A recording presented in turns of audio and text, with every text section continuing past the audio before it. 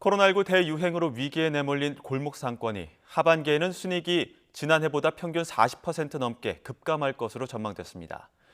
특히 유흥음식업은 하반기 순이익이 100% 사라지고 반려동물과 사진 촬영업은 80% 곤두박질 치는 등 대부분 업종에서 심각한 타격이 불가피할 것으로 보입니다. 이광엽 기자의 보도입니다. 보상 없는 영업 중단의 피눈물, 대리운전 나간다는 팻말을 든 코인 노래방 업주들. 코로나19 확산 차단을 위한 이딴 집합 금지 명령으로 모두 석 달가량 문을 닫아 생존권을 위협받는다고 호소합니다. 업장마다 고정 지출비 3달 평균 1,800만 원의 피해가 발생하였으나 정부는 영업정지 조치에 따른 피해 규모를 비해 너무 적은 액수의 재난지원금을 책정하려고 하고 있다.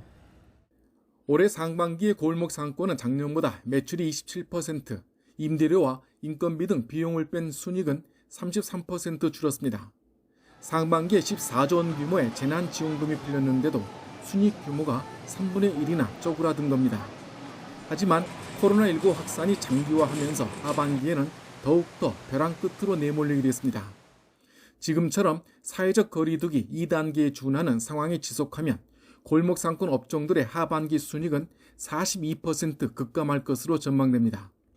업종별로 보면 집합 금지로 영업이 중단된 유흥음식업은 순이익이 마이너스 100%, 그러니까 수익이 하나도 없어지고 반려동물업과 사진 촬영업 마이너스 80%, 휴게 음식업과 보일러 설비도 마이너스 70% 이상입니다. 이어 서점과 화원, 화해, 외식, 숙박 인테리어, 문구업종 등도 일제히 타격이 클 것으로 조사됐습니다.